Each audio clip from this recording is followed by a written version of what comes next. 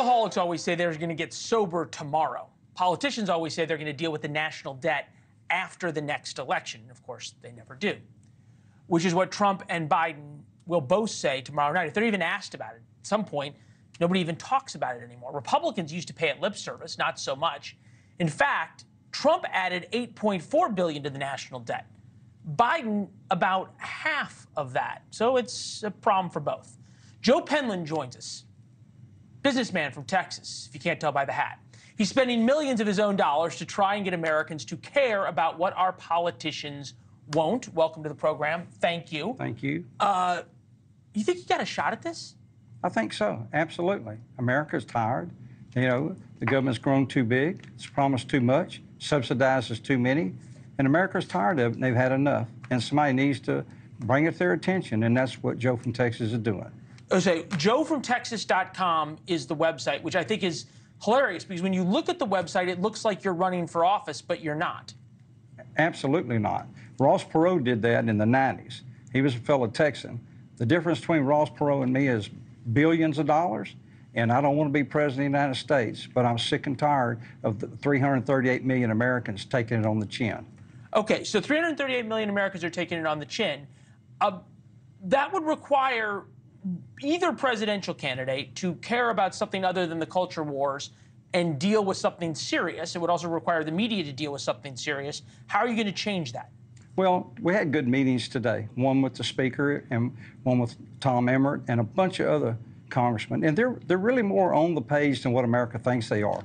We get this election behind us, I think things are going to change for America. They have to. You know, we'll be $36 trillion in debt when this president finishes this first term.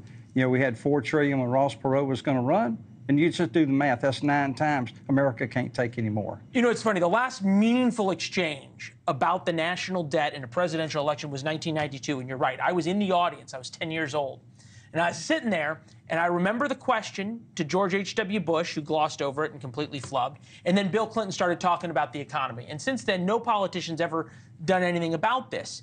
We put that graphic up. Trump, $8.4 trillion. Biden, $4.3 trillion. Republicans always talk about tax cuts.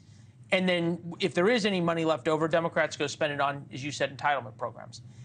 Donald Trump has specifically said, I will not touch Social Security and Medicare. You cannot fix the problem you're talking about without that. Well, you have to fix Social Security. I know people don't want to touch that. That's supposed to be the rail that puts everybody away. But you got 68 million Americans on Social Security today. How do you leave them out in the cold? That's un-American, and guess what?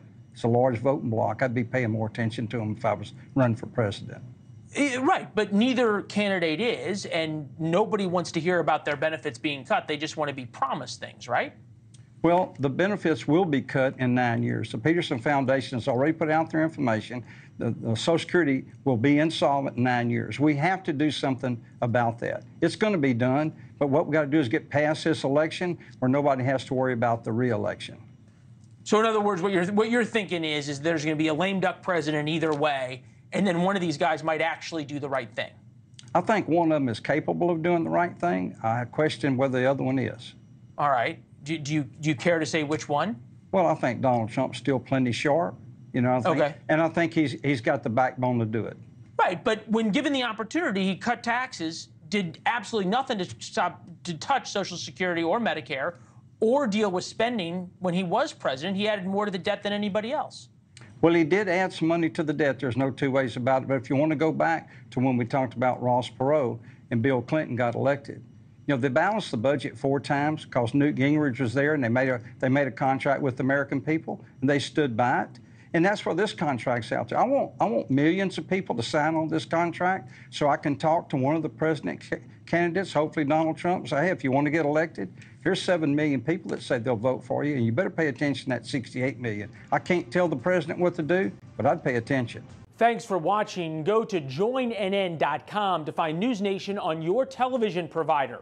And don't forget to click the red subscribe button below to get more of NewsNation's fact-driven, unbiased coverage.